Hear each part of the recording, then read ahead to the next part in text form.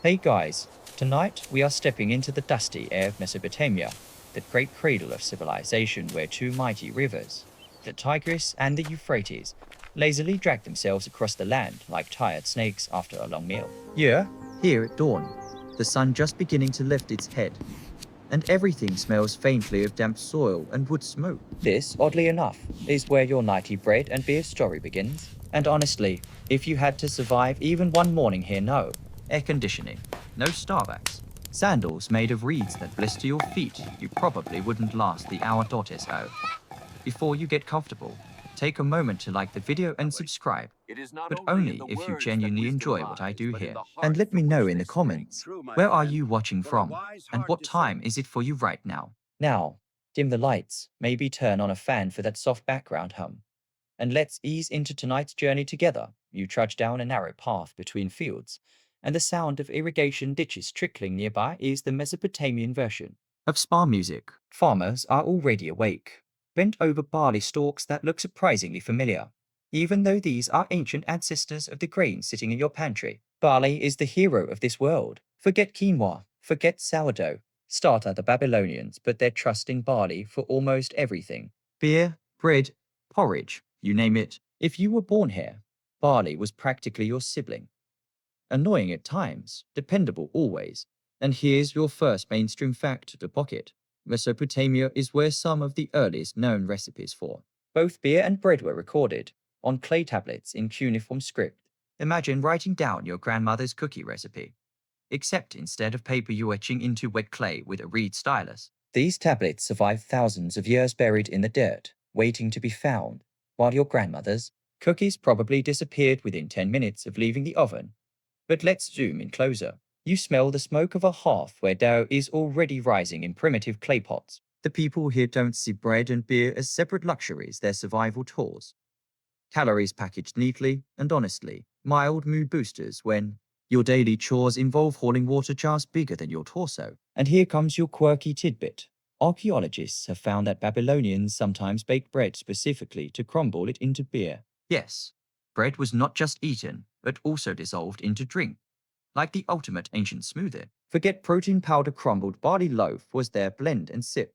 You wander into a village square, where goats bleat like complaining neighbors, and children chase each other through clouds of dust. A group of women squat around grinding stones, their hands working rhythmically, turning grain into flour with a patience you probably don't have when your Wi-Fi buffers. The stone against stone makes a droning hum, almost hypnotic. Imagine falling asleep not to white noise, but to the steady grind of flour being born. Historians still argue whether beer or bread came first. Did people start fermenting barley into a fizzy mash before they thought, hey, maybe we should bake this stuff? Or was bread the first accident, with beer arriving later when soggy loaves fermented? The debate is unresolved, but both possibilities are strangely cozy to think about. Either way, you win, because tonight you get to drift through both worlds. Your sandals crunch against the earth as you head toward the rivers. Water is life here. You can almost hear the splash of irrigation wheels turning lazily, lifting muddy water into channels that snake toward the fields. Without these contractions, barley wouldn't exist. And without barley, your bedtime tale would collapse instantly. Even the gods of Babylon seem to understand this, as they often received offerings of both bread and beer, though it's unlikely they cared about gluten content. A dog trots past you, tongue lolling, probably hoping to snag a crust or two from some careless baker. Dogs here weren't just pets, they were workers, guardians, and sometimes part of those same feasts. Not in the way you might fear. Don't worry, more like the companions who sat patiently by ovens, waiting for scraps. The smell of singed crust wafts on the breeze. It's nutty, sweet, and faintly smoky, the kind of scent that makes you realize humans have always been obsessed with carbs. You pass by a row of mud brick houses, their walls still cool from the night. A woman leans out, balancing a clay pot full of something bubbling. It smells yeasty, sharp, and alive. This is the ferment beer being born, slowly and mysteriously. She doesn't have a hydrometer. She doesn't check alcohol content. She just trusts the look, the smell, the tiny bubbles breaking the surface like laughter from beneath. You wonder whether she knows she's making history. Now, pause here in your imagination. Picture yourself sitting on a worn reed mat, watching villagers start their day. A loaf slides into an oven. a pot of barley mash bubbles on the coals, and you realize you're at the beginning of humanity's long, delicious obsession with baking and brewing. There's nothing glamorous here. No Instagram filters, just hands covered in flour, smoke rising into a pale morning sky, and a community that keeps itself alive with a rhythm as steady as your own heartbeat, slowing as you drift towards sleep. You stay seated on that reed mat for a while longer, watching the village wake up, until someone waves you over toward the edge of the settlement. You rise, brush the dust from your tunic, it clings like glitter at a kid's birthday party.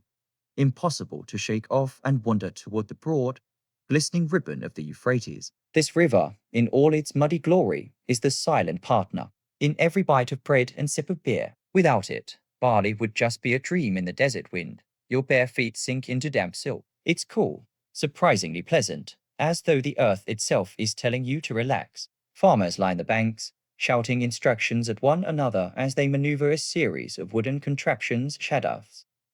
Those simple but genius irrigation levers that scoop water up and dump it into hand-dug channels. You watch them work with hypnotic rhythm. Dip, lift, pour, repeat. It's almost like a choreographed dance. Except this dance keeps barley alive instead of winning TikTok likes. Mainstream fact alert. Babylonian agriculture was built on floodplain farming. Seasonal floods from the rivers deposited nutrient-rich silt across the fields, essentially recharging the soil every year. It was like nature's subscription box delivered annually. No shipping fee required. Without this, bread would be flat and beer would taste like sadness. You wander farther into the fields, and here's where things get quirky. Some ancient tablets describe barley fields blessed with incantations to keep pests away. Imagine whispering to your plants every morning, not motivational quotes but spells like, "May you grow tall.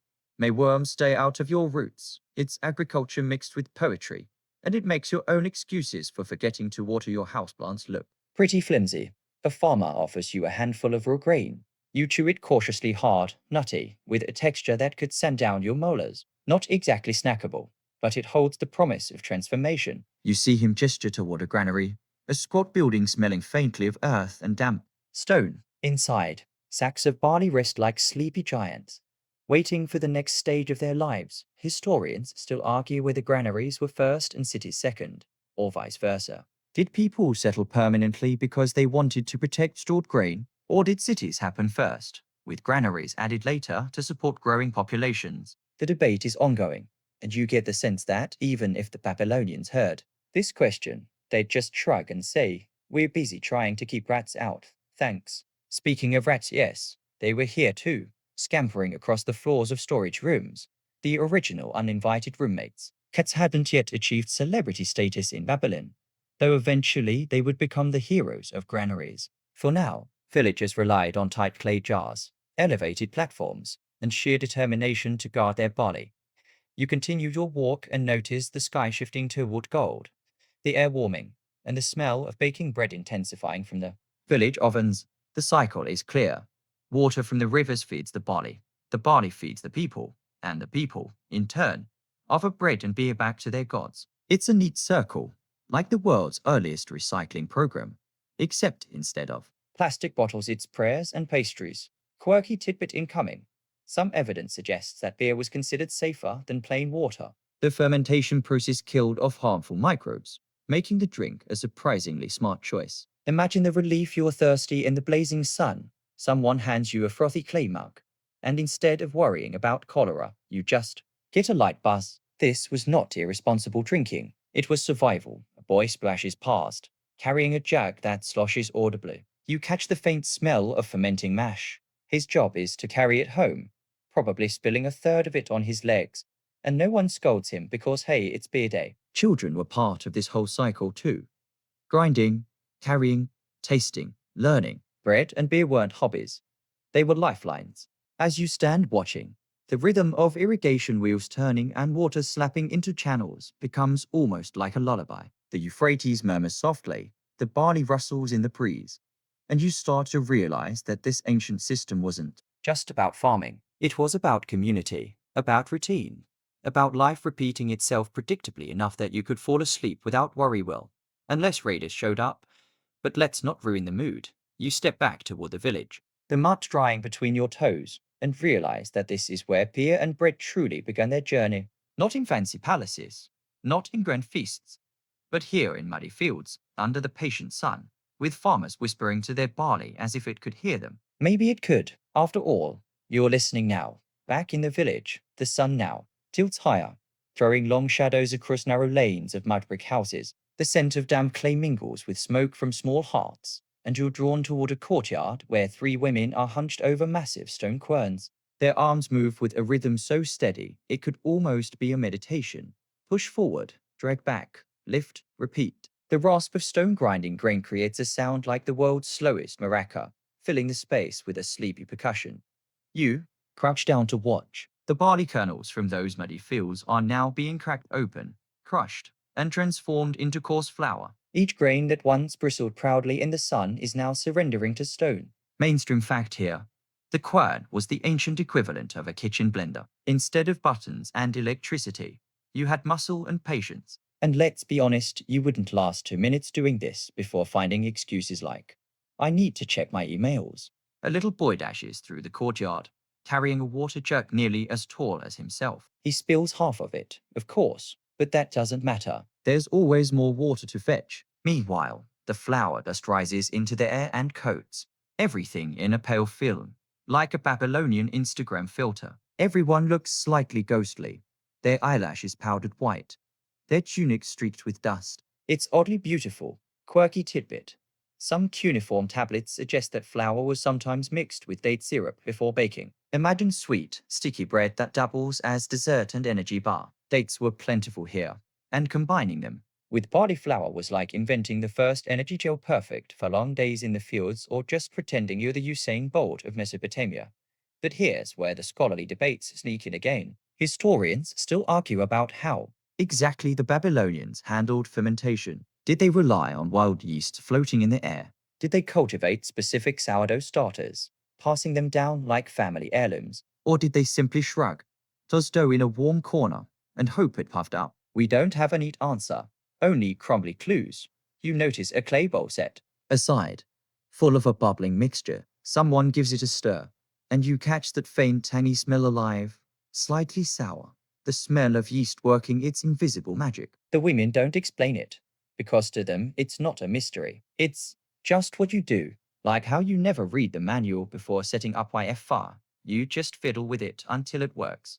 Another woman presses dough into a white clay mold and slides it into a dome-shaped oven, the tavern. The heat hits you in the face as the door opens, carrying with it a rush of smoke and baking aromas so rich your stomach protests like it hasn't eaten in days. The bread bakes quickly, crusty on the outside, chewy on the inside. When it emerges, the loaf is both humble and miraculous. Barley, water, salt, and time transformed into something that could carry you through the day. Meanwhile, another part of the courtyard is dedicated to the more exciting experiment. Beer, large vats sit under rough awnings, filled with a slurry of bread loaves crumbled into water. This was one of the common methods bred beer. You bake loaves only to soak them again, breaking them apart until they dissolve into a thick porridge like mash. Practical? Not particularly. Delicious? Debatable. But effective? Definitely. The smell is, well, let's call it unique. It's bready, yes, but also sour and earthy, with a faint hint of socks left too long in the sun. Still, it's working. Fermentation is happening, and as you lean over the vat, you can almost hear the soft fizzing, the whispered conversation of yeast turning sugars into alcohol. It's as if the air itself is buzzing with anticipation. Mainstream fact again. Beer in Babylon wasn't crystal clear or fizzy like today's lagers. It was thick, murky, and often consumed through long reed straws to avoid the grain husks floating. On top, picture a communal table, everyone hunched over a giant vat, slurping together through straws like it's the world's least glamorous bubble tea party. And here's another quirky twist. Some brews included herbs or even honey, not for luxury but for variation in taste and perhaps a boost of nutrients. Beer wasn't only recreational, it was liquid bread calories you could drink. Imagine living in a world where your doctor prescribes more beer, less stress. You shift your weight and feel the warm stones under your feet. Around you, the sounds mingle, grinding stones, bubbling vats, laughter from a child sneaking a pinch of dough. The courtyard is alive, but it's not frantic. It's routine, The kind of daily cycle that runs so smoothly you could fall asleep just listening. Historians still argue whether the first breads were flatbreads, sour loaves, or something in between. The evidence is fragmented, literally crumbs. Yet, as you chew a sample of fresh barley bread, warm and dense, you realize it doesn't matter. The essence of it is right here. People shaping food with their hands, turning grain into sustenance, and creating the recipes that would ripple down through millennia. One of the women offers you a sip of the beer mash. You hesitate brightly. So, but curiosity wins. The liquid is sour, grainy, oddly refreshing. Not a craft IPA by any stretch, but you can taste the potential. You cough, laugh, and the women laugh with you. It's not supposed to be glamorous. It's supposed to be life. And as the day grows hotter, you find yourself lulled again by the rhythm, grinding, mixing, baking, fermenting. Each step carries its own sound, its own scent, its own role in a cycle as old as civilization itself. Bread and beer, born side by side, each shaping the other, and you, dusted with flour and barley husks, are suddenly part of it too. The late afternoon sun drapes its golden cloak over the courtyard, and you wander toward the edge where larger clay jars stand in tidy rows. Each jar is sealed with a lump of clay, smoothed and stamped with the impression of a tiny seal. You lean in closer, squinting at the markings. They aren't decorative, they're administrative. Someone, probably the head of the household, pressed a small cylinder seal here to declare ownership. A kind of Mesopotamian do not drink property of me. Mainstream fact. Babylonian households and temples alike used seals not just on contracts, but even on beer jars, ensuring nobody sneaked an unapproved sip. Imagine if modern roommates labeled their fridge items with legally binding clay seals. Fewer midnight pizza thefts, more lawsuits over yogurt. A man in a wool kilt lifts a jar carefully and tilts it forward, pouring thick liquid into a smaller vessel. The beer glags out slowly, more porridge than pint. You catch a whiff sour sweet, earthy, slightly smoky. The scent is as rich as any tavern. The man smiles, lifts his reed straw, and gestures for you to join. You do. Together, you slurp, the straw filtering out husks and bits of soggy bread. It's strange but oddly comforting. A warm broth laced with buzz, quirky tidbit. Some evidence suggests beer was safer to drink than plain river water. The brewing process killed harmful bacteria, meaning Babylonians were hydrating with alcohol long before anyone invented water filtration. The joke here, beer was basically their bottled water. No wonder people stumbled home after hydration breaks. Nearby, two scribes citrus-legged, hunched over clay tablets. They are writing carefully in neat cuneiform wedges. One tablet lists rations. So many loaves of bread, so many jars of beer, given to workers in the fields. This was the economy in action. Barley turned into labor wages. You didn't clock out and get cash. You collected your bread and beer allotment, which, let's be honest, probably made payday a lot more fun. Historians still argue whether these rations were generous or stingy. Was a liter of beer a fair daily wage, or just enough to keep you tipsy while you labored under the scorching sun? The tablets preserve the numbers, but not the tone of complaint. You can almost imagine an ancient worker muttering, "Only 2 loaves today." Typical. As you sip again, you feel the slight buzz, not sharp but steady, a warm hum in your chest. You glance around and see people relaxing now, reclining on mats, nibbling bread dipped in date syrup, humming a little tune. It's the evening wind down, and the jars are at the center of it. You notice another set of jars off to the side, smaller and labeled differently. A curious child lifts a lid, and the smell hits you like a wall. Fermentation gone wrong. Spoiled, vinegary, definitely not drinkable. The adults laugh, scolding the child lightly, and one mutters something about feeding it to the pigs. Quirky recycling at its finest. Nothing wasted. Even if it turns into proto-vinegar, you wander further into the house. The air is cooler inside, and in a back room, jars are stored in pits dug into the floor. The earth keeps them naturally cool, like an ancient refrigerator. Some jars have reeds tied over them with clay. Others are wrapped in cloth. Each method is a battle against spoilage, a kind of daily experiment. Mainstream fact again. The Babylonians had over 20 known types of beer, each with different strengths and flavors. There were light beers, dark beers, sweet beers, and something resembling a thick barley wine. Yet none of them had the golden fizz of today's lagers. That crisp AHH sound. You'll have to wait a few millennia as twilight falls. The household gathers again, and someone begins to recite a hymn. You recognize fragments it's dedicated to Ninkasi, the goddess of beer. Her hymn isn't just a prayer, it's also a recipe, line by line describing the brewing process. It's like if your favorite IPA came with a theme song. The hymn's cadence is soothing. You are the one who waters the malt set on the ground. You are the one who bakes the bread with a big shovel. Each line merges the sacred with the practical. Brewing wasn't just chemistry, it was devotion, a way of aligning daily labor with cosmic order. You sway gently to the rhythm, feeling as though you've slipped into a lullaby disguised as theology. Historians still argue whether these hymns were purely ritual or also functional brewing manuals. Perhaps priests memorized recipes as sacred songs, or maybe worshippers just enjoyed praising a goddess who handed them a drink after work. Either way, the hymn is proof that beer wasn't trivial, it was holy. Outside, the stars are appearing, faint glimmers above Babylon's walls. The courtyard smells of smoke and bread crust, the jars sealed again, the family settling into the night. You're full now, bread heavy in your stomach, beer buzzing in your head, and as you lie back on a woven mat, you realize that you've tasted something older than cities, older than empires, barley transformed by human hands into comfort, sustenance, and a touch of joy. Bread and beer, twin miracles, binding people together long after the fields fall silent.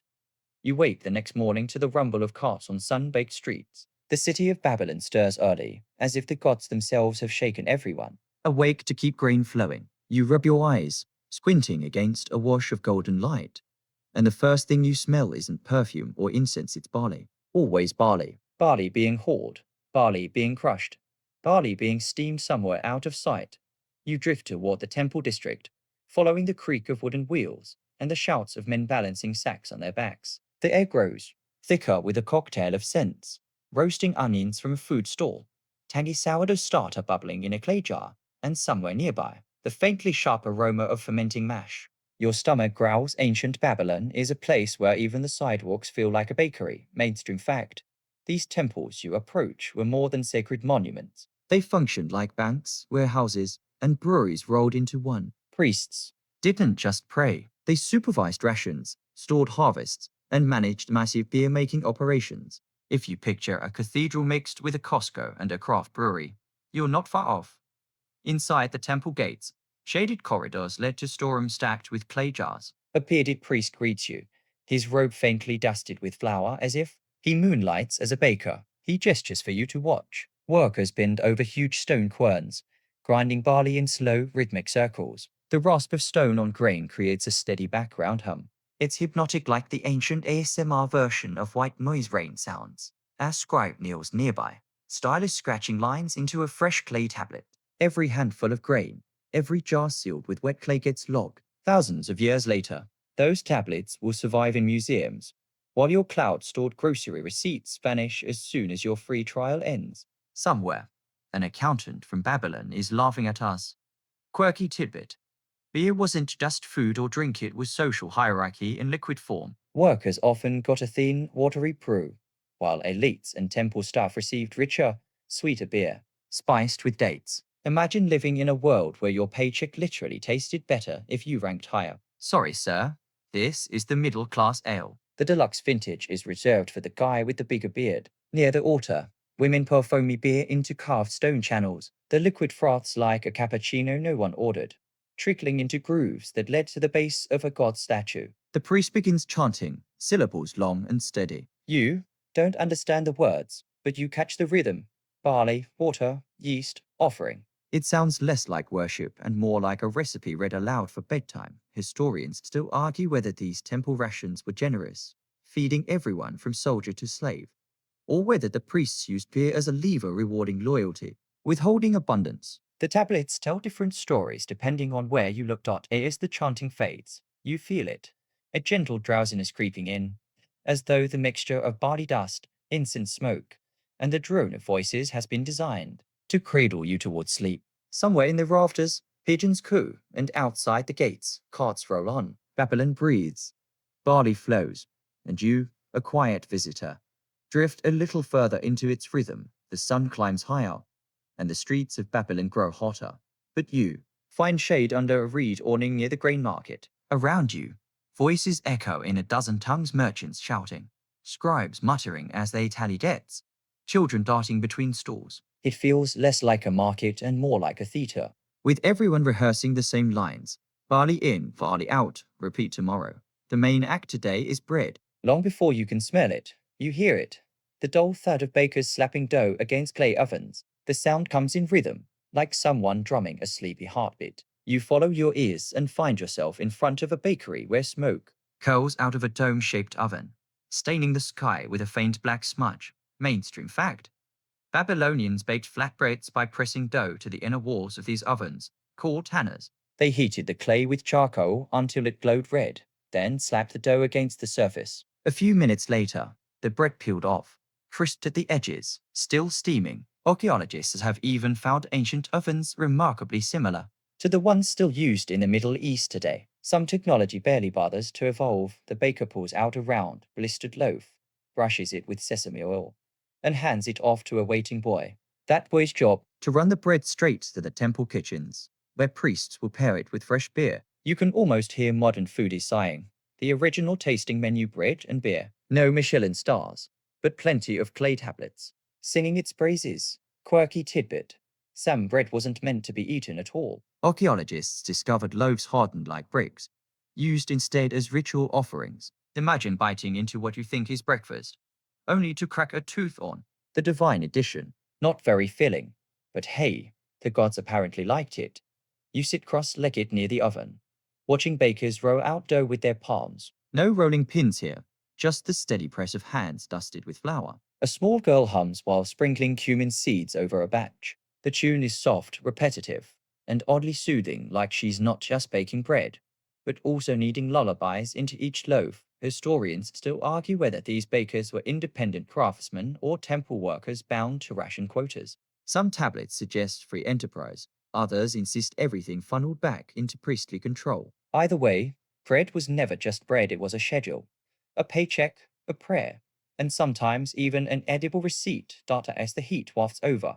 You feel drowsier. The baker's motions: press, slap, wait, become hypnotic. You watch a loaf rise gently against the oven wall, bubbles swelling like little moons. When it peels free, the baker smiles as if he's pulled a trick out of thin air. And for a moment, the clamor of Babylon feels far away, softened into nothing but the sigh of bread cooling on clay. You wander further into the neighborhood, where the smell of grain never quite leaves the air. A cluster of women kneel around large basalt grinding stones, working them in pairs, one hand steady, the other pushing back and forth, turning barley into a soft, dusty flour. The rhythm is steady, almost like waves brushing the shore, except here, the tide is made of grain dust that floats lazily in the afternoon light. Mainstream fact: Mesopotamian grinding stones were household essentials, usually tended by women or enslaved workers. These saddle querns, long slabs of stone with a smaller handheld grinder, were heavy, clumsy, and relentless on the joints. Some skeletons from the region show one down knees and backs, evidence of years spent hunched over flour. The phrase back-breaking labor wasn't a metaphor here, it was literal. As you crouch closer, one woman hums a tune, her shoulders rolling with each push of the stone. The sound isn't loud, but it threads into the rhythm of grinding, so seamlessly that it feels like part of the machine. You can almost imagine a proto-podcast, an endless loop of hummed lullabies, perfectly synced with flour dust rising in soft clouds. Quirky tidbit: certain Mesopotamian households flavored their bread with crushed dates or even wild onion bits. Imagine biting into what you thought was a plain barley loaf, only to find a sweet, chewy surprise, or worse, a savory onion ambush when you were expecting dessert. Surprise fillings, not invented by modern pastry chefs, but by ancient families trying to keep meals interesting. The flour piles up, and children dart in to grab handfuls, tossing it like snow before getting shooed away. The mothers don't scold too harshly. After all, even 3,000 years ago, kids found ways to make messes at the least convenient moment. Historians still argue whether this grinding was purely domestic or tied into larger, temple-controlled quotas. Some tablets hint that families could produce flour for their own consumption, while others show measurements too precise for mere home cooking. Was this casual meal prep, or the dull hum of an ancient assembly line? No one agrees entirely. You lean back, watching the stone scrape endlessly, until the motion itself feels like a lullaby.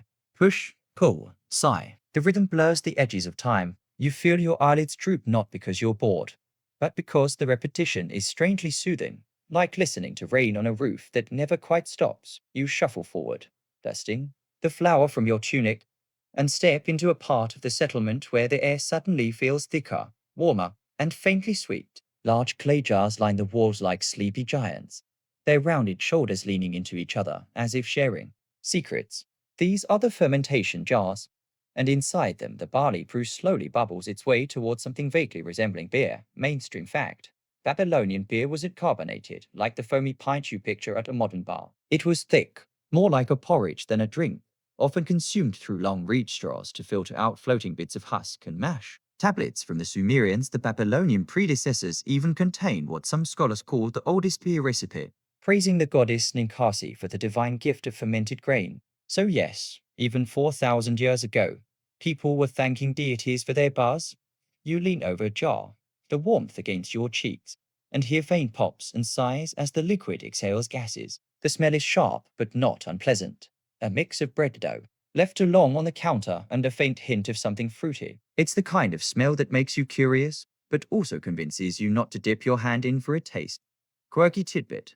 Some brewers flavored their beer with dates or honey, creating drinks that were part refreshment, part nutrition, and part sweet treat.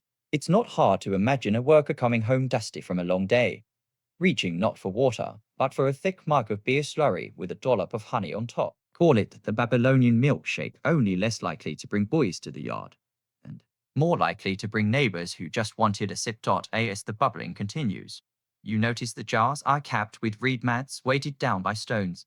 Cats slink between them, tails twitching, clearly hired by the universe to keep the mice away from the grain. One lazy cat looks at you as if to say, "Yes, human, I guard the beer. What's your contribution?" You feel a little judged, but also grateful nobody wants rodents sneaking off with tomorrow's brew.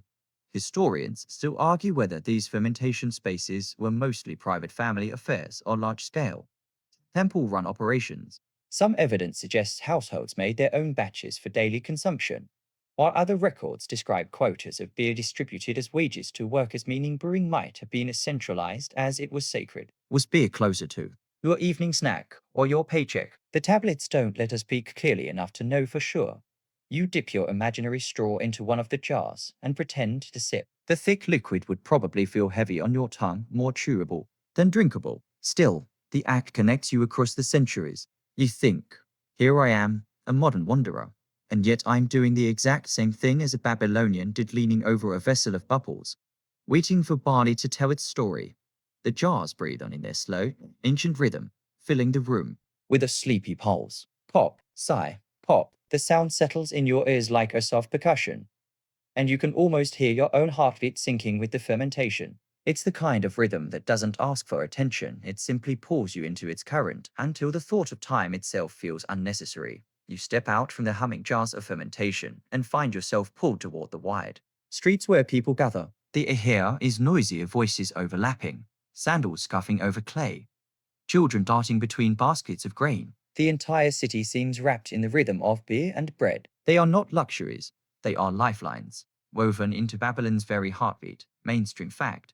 Beer and bread were the daily staples of Mesopotamian diets, so essential that wages were often paid not in silver but in rations of grain and beer. A worker might receive a few liters of beer per day as compensation for hauling bricks, carving stone, or scribbling records on clay tablets. Imagine your paycheck being a six-pack and a couple of loaves less convenient for rent, more delicious for dinner. You watch as jars are carted from the breweries toward homes and markets, balanced on wooden sleds dragged by donkeys. Bread baskets follow close behind, their warm scent drifting across the street like an invisible invitation. Families peer out from doorways, checking to see if the loaves are fresh or if today's batch has the perfect golden crust. Quirky tidbit, beer wasn't just for grown-ups.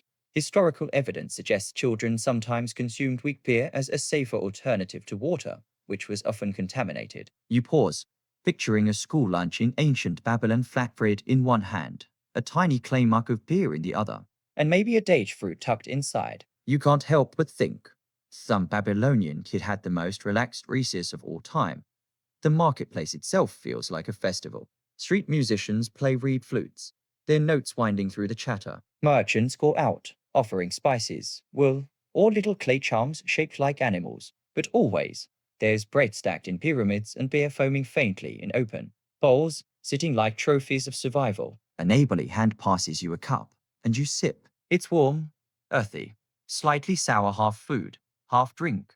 All comfort. Historians still argue whether beer and bread were mainly practical staples or also spiritual symbols, tying communities together through ritual. Some scholars claim temple feasts reinforced loyalty by distributing beer freely. Others argue the daily loaf was sacred enough without divine ceremony. The debate lingers, much like the aroma of baked grain in a sun-baked street.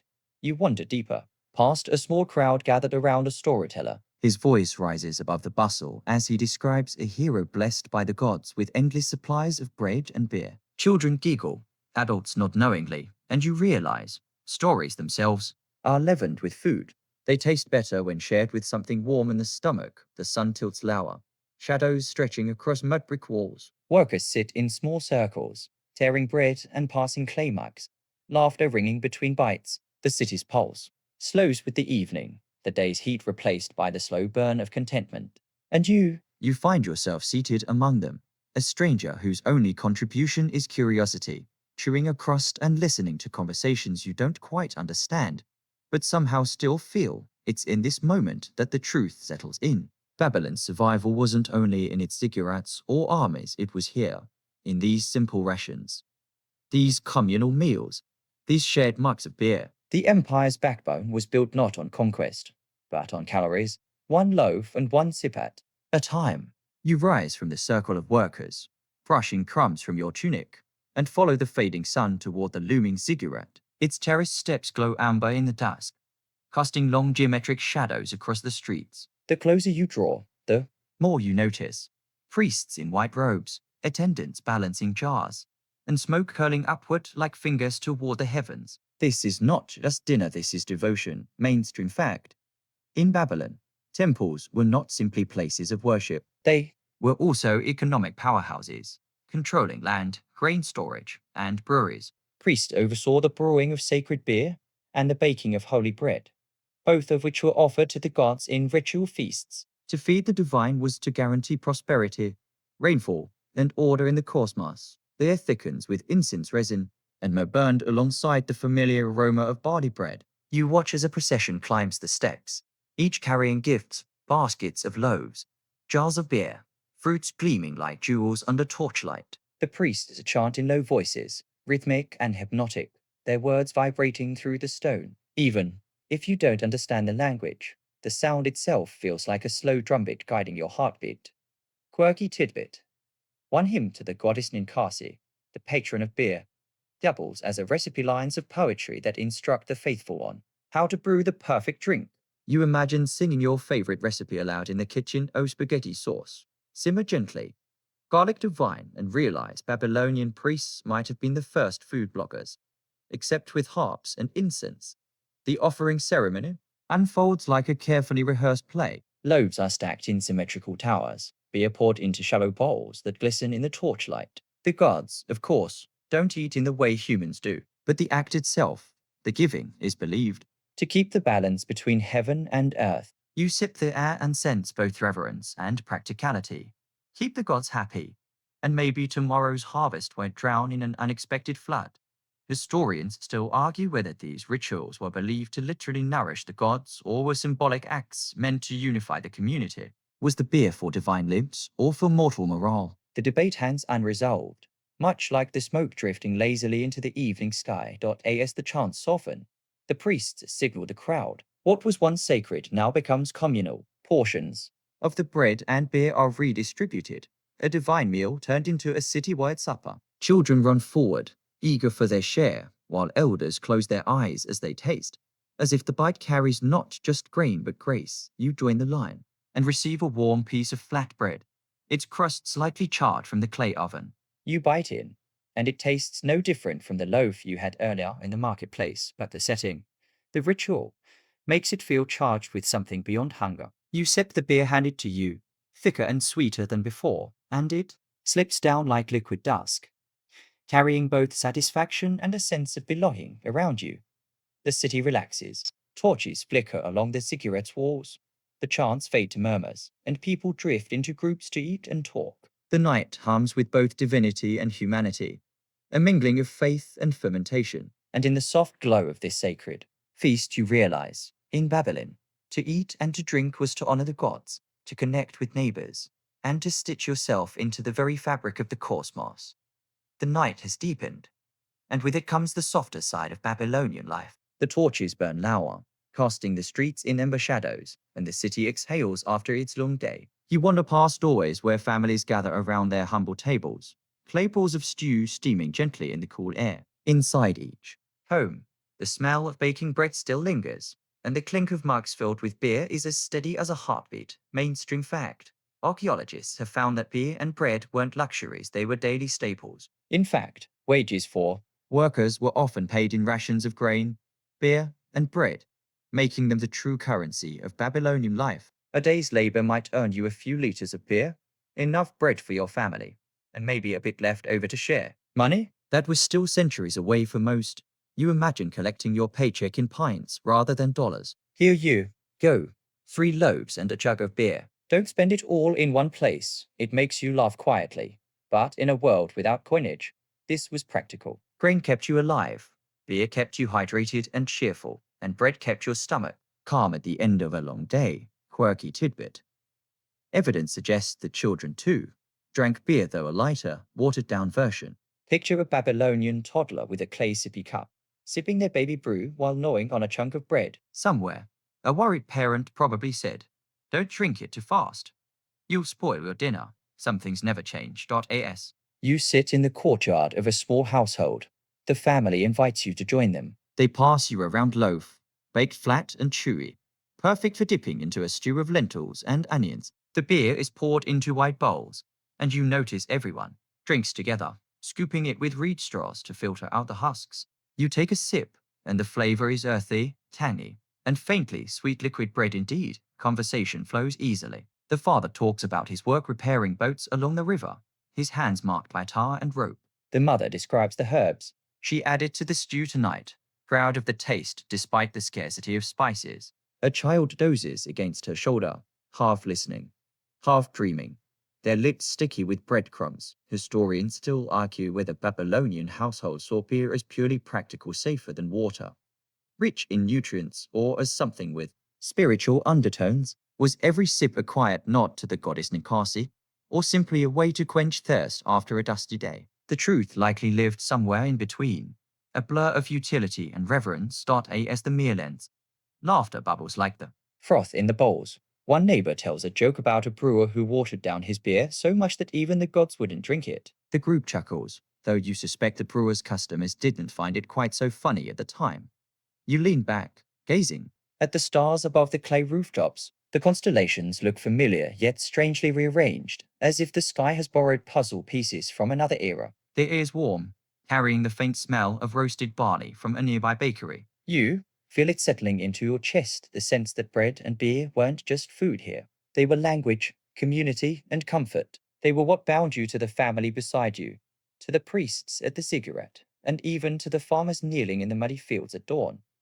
The night folds around you like a blanket, and as the family clears away the bowls, you realize you're not an outsider anymore. With each crumb and each sip, you've become part of their daily ritual, their evening rhythm, their way of life. The stars shift overhead, their quiet glow mirrored by the lanterns dotting Babylon's walls. You stroll away from the family courtyard, back onto the street where the scent of yeast and roasted grain still hangs in the air. Tonight, the city hums with softer rhythms. A shepherd guiding his flock to a pen, a group of neighbors gossiping by the well, a brewer rinsing clay jars under moonlight. Every step feels like a lullaby, each sound weaving you deeper into the Babylonian night. Mainstream fact: beer wasn't only for the poor or the laborious, it was enjoyed by kings and priests too.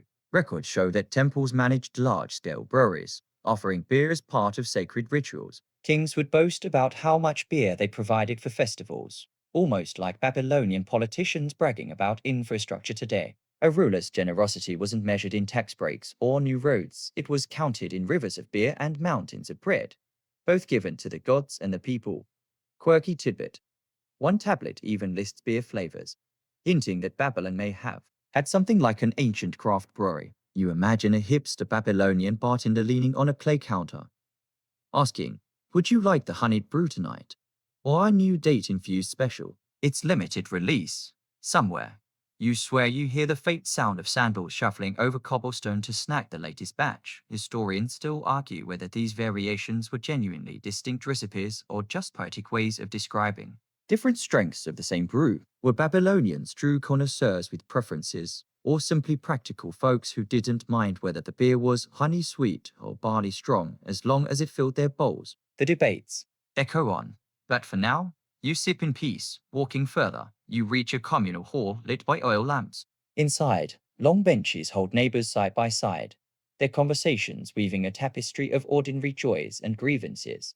A farmer complaining about fickle floods, a potter bragging about his kiln's latest success, a merchant grumbling about the rising price of sesame oil, and always, in their hands, the comfort of bread and beer, simple, reliable, and endlessly shareable. You take a seat and feel the weight of the clay mug in your hand. It's heavy, earthy, and just slightly warm. The beer inside fizzes softly, reminding you of a river gently lapping against its banks. A loaf is torn in half and passed down the table. You rip off a piece, noticing how chewy and dense it is, far different from the fluffy bread you know. There's no butter here, no jam, but the flavor of roasted grain and a touch of honey is enough to make your shoulders drop with contentment. The hall grows louder as the night deepens. Someone begins to sing a low, repetitive tune, the kind that wraps itself around your ears and lulls you without effort. The melody is simple, almost hypnotic, repeating like the rhythm of kneading dough. Before long, others join in, clapping hands lightly against clay tables, creating a soft percussion that blends with the music of voices. You're surrounded, carried, and strangely calmed by it all. You glance at the wall where a painted mural shows Ninkasi, the goddess of beer, raising her arms as though blessing the crowd. Her image watches over the revelry with a faint smile, as if she's amused that humans can turn grain into joy so consistently. You wonder, was this all intentional? Did Babylonians drink to connect with the divine, or did they simply need an excuse to gather, laugh, and forget the dust of the day? Your eyelids feel heavier with every laugh and every sip, as though the very air has thickened into a warm, invisible blanket. You realize you are not just hearing a story, you're living in it. Each head mic, each crumb of bread, each half-joking complaint about irrigation becomes a small lull in the grander rhythm of history.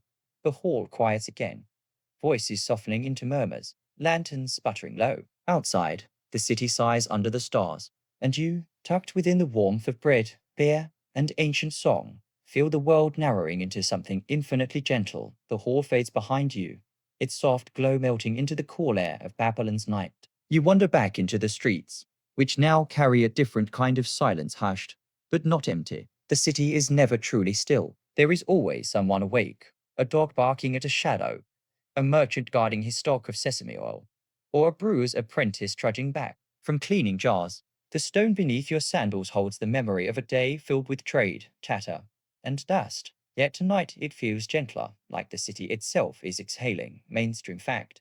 Beer and bread weren't just comfort foods, they were currency. Workers who dug canals or built temples were often paid in measured rations of grain and beer rather than coins. In fact, some of the earliest written contracts in cuneiform aren't about land or war, they're receipts for beer deliveries. You imagine a scribe painstakingly pressing wedge-shaped signs into wet clay, basically recording 2 gallons of foamy barley brew delivered to Uncle Nebu, signed, hammered, and sealed.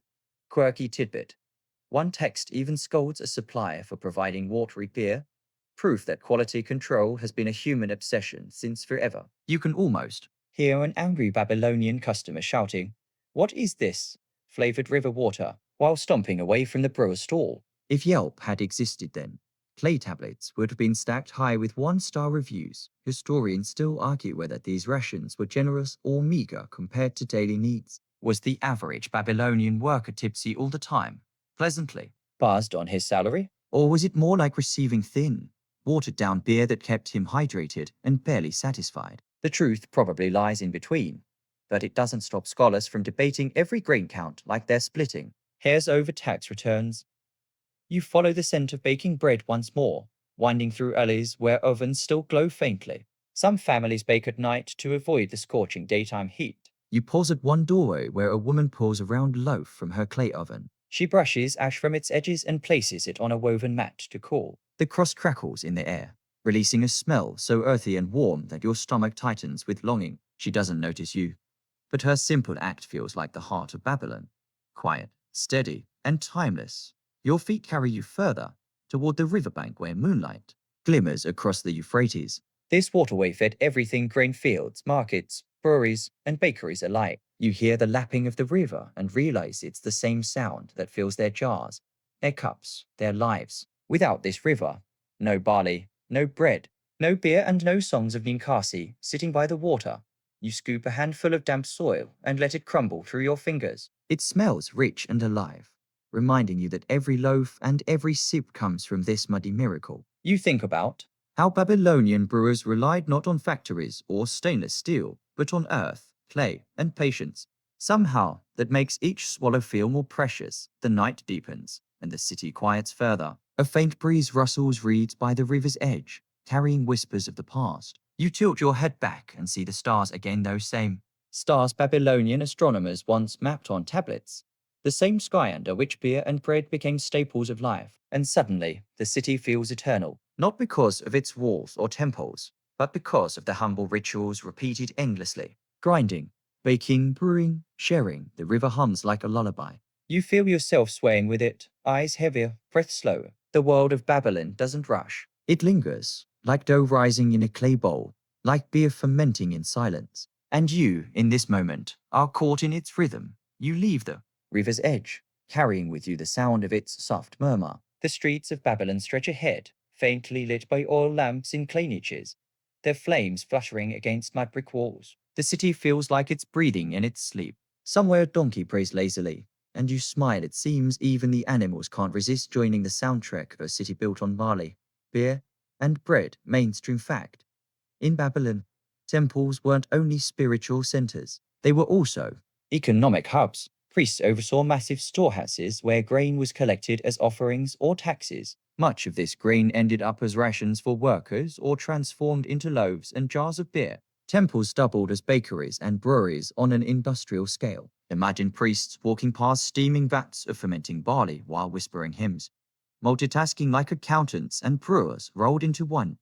Quirky tidbit, some text hint that bread wasn't always eaten plain. Babylonians may have flavored dough with dates, honey, or even sesame seeds. In other words, the world's first honey buns might have been cooling on a Babylonian shelf. You picture some kid sneaking one before supper, crumbs all over his tunic, his mother shouting, "That was for the gods, not for you," and him mumbling through a sticky mouthful, "The gods won't mind." Historians still argue whether Babylonian beer contained much alcohol at all. Some suggest it was weak, cloudy, and more like a chewy smoothie than a pint you'd get at a modern bar. Others claim stronger brews existed, reserved for feasts or temple rituals. The truth may be hidden in the residue left on ancient jars, but it's not like anyone has cracked open a Babylonian six-pack to check the label. You pass a courtyard where young apprentices huddle around a clay tablet, struggling to carve cuneiform signs under the stern eye of their teacher. The scratching of reed styluses against clay echoes like cicadas. These scribes in training are documenting everything: taxes, rations, beer deliveries, and bread counts, preserving details that, thousands of years later, you now wander among in imagination. Their world survives because they bothered to press wedges into clay farther along. The scent of sesame oil frying something savory drifts from a window. Someone's late night snack. You imagine dipping a hunk of barley bread into the oil, perhaps sprinkled with herbs or salt, and suddenly the city feels both ancient and familiar. People have always sought comfort in simple foods at odd hours. Midnight cravings, it seems, are as old as civilization. The night echoes, and your footsteps slow. The sounds of the city blur into background hum, the faint crackle of a dying oven fire, the trickle of water from an unseen jar, the distant bark of another dog. All of it merges into a rhythm, steady and hypnotic. The city of Babylon is no longer a noisy, bustling market, but a cradle of soft noises meant to lull both workers and wanderers. As you walk, you reflect on how every loaf and cup connected people to one another. Bread was torn and shared between family members. Beer was poured at feasts, at rituals, even at funerals. Food wasn't just survival, It was communion, a daily reminder that you belonged to something larger. In this sense, every bite of bread and every sip of beer was also a whisper of history, passed down from hand to hand. You stop at another shrine, smaller than the grand temple of Ninkasi, but still glowing with candlelight. Inside, a clay tablet rests as an offering, inscribed with words you can't quite decipher, but feel in your chest. It might be a recipe, it might be a prayer, maybe both. After all, in Babylon, food and faith weren't separate, they rose together. Like dough swelling in a warm oven, a cat darts across your path, its shadow leaping along the wall before it vanishes into the dark. For a moment, you laugh softly. Cats, too, have been part of this story for thousands of years, stealing scraps from kitchens and staring at humans as though they were in the place. You realize that even small details like this weave into the texture of daily life, as enduring as monuments. The stars overhead shimmer brighter now, and you pause. Somewhere out there, Babylonian astronomers charted constellations while sipping barley beer, probably debating whether Venus would bring good harvests or another flood. Their notes, scratched into clay, lie in museums today, but their wonder, their quiet human curiosity, still drifts across the night sky. You take a deep breath. The city holds you in its rhythm, and you can feel yourself swaying with it, as though Babylon itself is the cradle, and you are gently rocked toward rest. The lamps are burned low, and Babylon feels like it's exhaling a long, steady sigh. You walk slower now, each step lighter, as though the baked mud beneath your feet has softened into sand. The noise of the day is gone. What remains is the gentle lull of a city that has poured out its energy into bread and beer, into rituals and routines, and now drifts into silence. Mainstream fact. Babylon was famed not just for its cigarettes and laws, but also for its careful regulation of daily goods. Hammurabi's Code, the legendary set of laws carved in stone, listed punishments for cheating bakers or dishonest brewers. Bread and beer weren't just food, they were currency, standards of fairness, a way to keep society running. Imagine a judge staring down a baker, saying, "Your loaf was too small, justice must be served, preferably with butter." Quirky tidbit. Some scholars believe Babylonian brewers used straws made from reeds to sip their beer directly from large communal jars.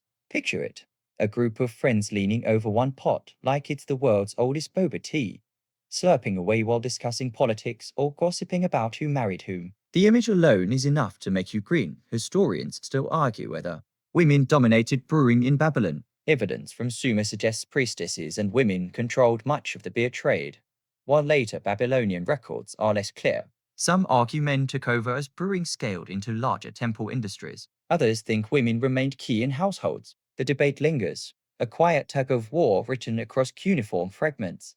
You drift past a bakery door left ajar. The coals glow faintly, embers pulsing like the heartbeat of the city. A half-charred loaf rests on a stone, forgotten, perhaps left for morning. You can almost hear the soft crack of its crust cooling in the night. That tiny sound, barely there, feels like the city whispering its last word before bed, somewhere. Beyond the city walls, the Euphrates flows calmly, carrying with it the fragments of barley husks, grains of flour, and the stories of 1,000 meals. That river is as much a part of Babylon's legacy as its palaces. Every sip of water, every loaf of bread, every gulp of beer owes something to its patient current. You imagine it gliding on, century after century, carrying whispers of ancient kitchens into the wide world. You pause now, looking back over everything you've walked through, the farmers sweating in their fields, the bakers kneading sticky dough, the brewers stirring bubbling mash, the scribes scratching out rations, the children sneaking honey-sweet bread, the cats prowling the corners, the gods smiling faintly over clay tablets filled with recipes and prayers. It's all one tapestry, and you've wandered along its threads until they feel woven around you. The air cools further, the city blurs into shadow, your breath slows. Babylon doesn't need you to keep walking, it has told its story, and now it sets you gently down in its cradle of quiet. The bread is baked, the beer has fermented, the work is done. What remains is rest, and so, as the embers fade and the river hums beyond the walls, you find yourself slowing into stillness. The world of Babylon, so full of ovens, jars, laughter, prayers, and tiny everyday miracles, has tucked itself beneath a blanket of night. The people you've imagined, the bakers brushing flour from their hands, the brewers leaning over steaming vats, the children clutching crumbs of honeyed bread, have all drifted into dreams, and now, so can you. Let your breath fall into rhythm with the city's hush. Inhale the faint aroma of baked grain still lingering in the air. Exhale the warmth of clay ovens cooling after a long day's labor. Feel your body soften, as if you too are part of this ancient story, gently set aside on a shelf like a well-baked loaf, allowed to rest until morning. The Euphrates continues its eternal whisper, carrying away the worries of the day, smoothing them like pebbles tumbled in water. Every sound, every image of Babylon becomes fainter, dissolving like steam rising from a pot of beer. What stays with you is only the comfort, the assurance that people long before you sought peace in the same simple things: food, drink, company, and sleep. Your eyelids grow heavy. The city's lights dim further until they are nothing more than stars, and even those begin to blur. History itself quiets, wrapping around you like a warm blanket. There is nothing left to do, nothing left to remember, only the deep, steady drift of sleep, waiting to carry you further than Babylon's walls, further than time itself, into a rest as endless as the river's shone. Sweet dreams. If you'd like me to share more about any topic in the journey of these ancient whispers, please leave your comment right below. Don't forget to like, subscribe, and turn on the notification bell to receive the newest videos I've specially prepared for you. Thank you for spending your time listening.